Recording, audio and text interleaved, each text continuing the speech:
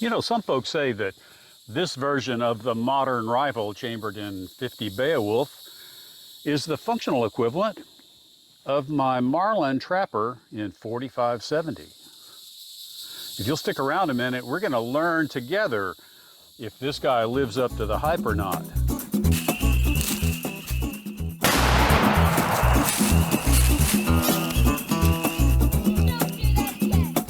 Hi, George here, and welcome to Tales from Target Suite, where I'll share my perspective on guns and shooting, and we'll have an adventure or two that'll make even a grown man smile.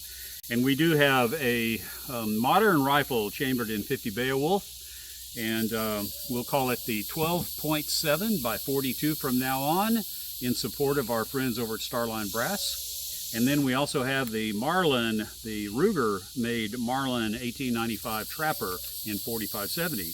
So we're going to compare those two cartridges and see if this guy is going to dominate the venerable 4570.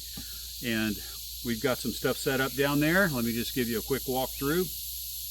We've got some watermelons that we're going to bust.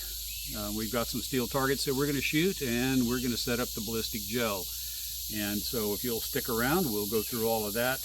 And we're going to do some chronograph work. In fact, before we get started, let's look at the cartridges real quick. We've got the 50 Beowulf from Alexander Arms, and this is sporting a 300 grain Spear Gold Dot hollow point bullet.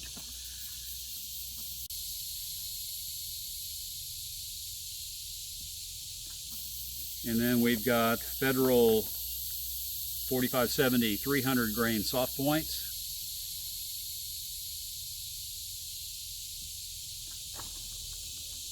And then we have got some hand loads, and these are loaded on Starline Brass, and they're topped with a Nosler Ballistic silver tip bullet.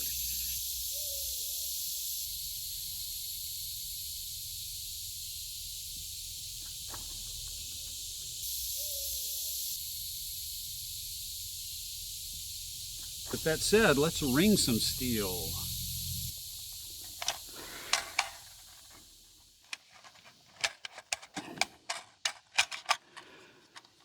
So there it is. And by the way, that cartridge is so big and fat that it can only do single stack in a magazine like that.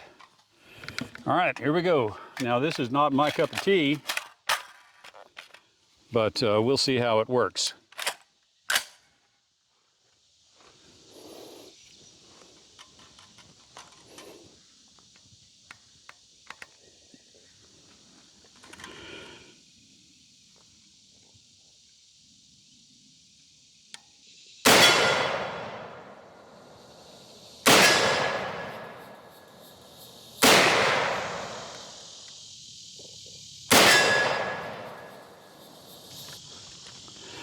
Okay, there it is. That is a handful, I've got to say. And so let's load up some Federal ammo here in the Marlin Trapper. You've seen this guy a couple of times now on my channel, but I do have the Comet muzzle brake on here. And I'm trying to tame the recoil a little bit. And why am I trying to tame the recoil?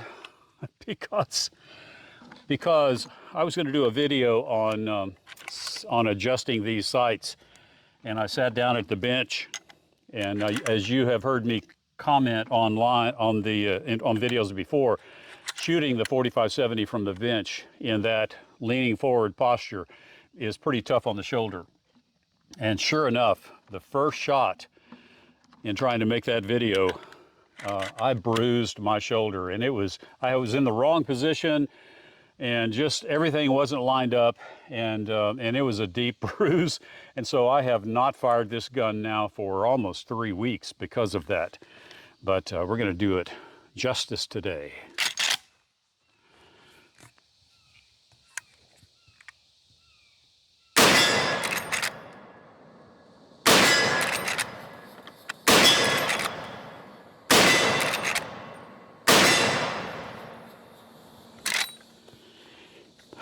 Okay, I gotta say, The recoil on this guy is more manageable than the recoil on this one. This is it was surprising. So we've got three loads here that are 300 grains. Shoot them across the chronograph, and we'll compare velocity and see if, just from a pure velocity perspective, whether or not the 12.7 by 42 can hold with the 4570. Okay, because we are really short on the 12.7 by 42 rounds, we're just going to do one round across the chronograph. We're going to trust that the extreme spread is going to be in a reasonable number, and that way we won't use up all of Terry's precious ammo. All right, here we go.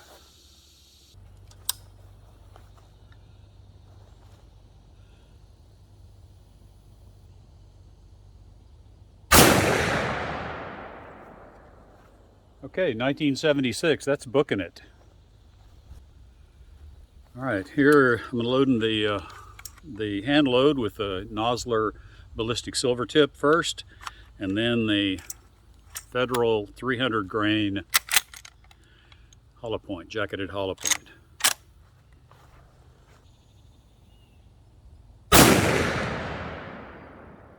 $17.73.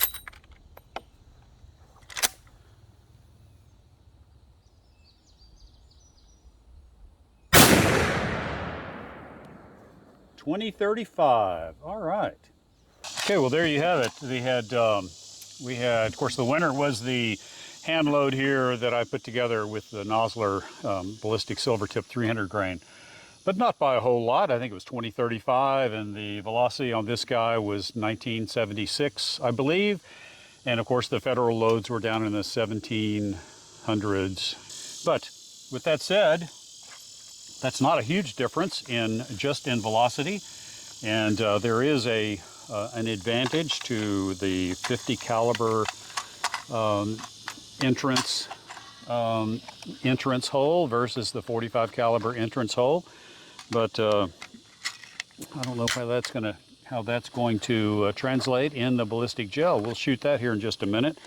But right now, because I have not shot a dozen rounds through an AR style modern rifle in a while, so I'm going to shoot a few more rounds here with Terry's 12.7 by 42 chambered rifle, and this one is this is a Spikes Tactical from Aurora, Florida. Maybe some of you guys will know about that, but I don't. And here we go.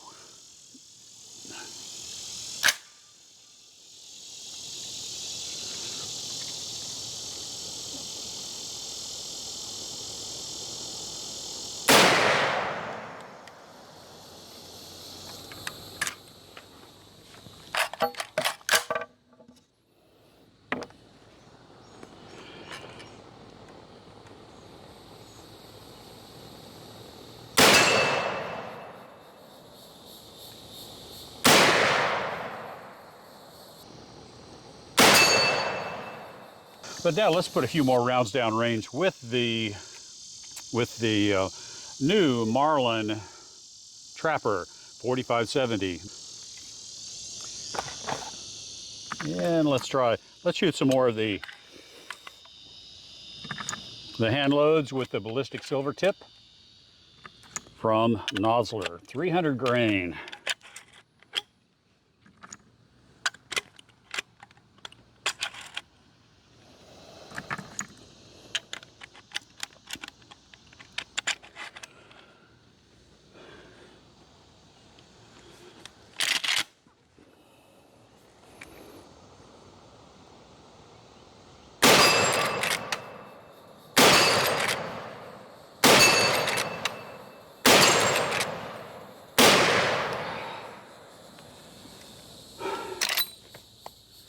Four out of five. All right, let's get the ballistic gel set up. All right, this is take two right at sunset, and the deer flies are out.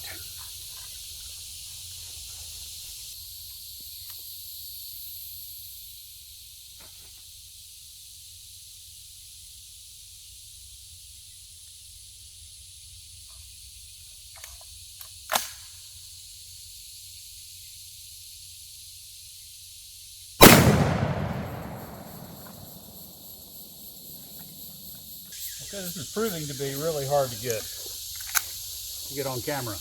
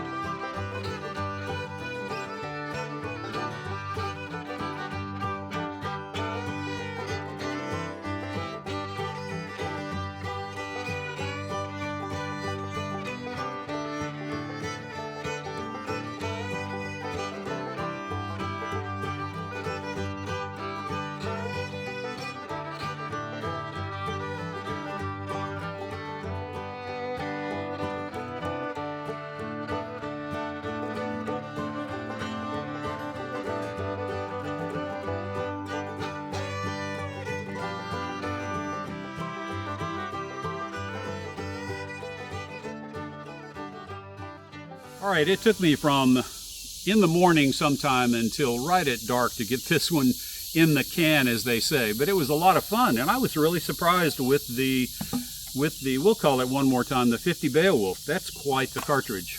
But it held up pretty well against the 4570. Two great guns, and you know, kind of the modern and the ancient design. But I'll tell you what, they both spit lead like a champ.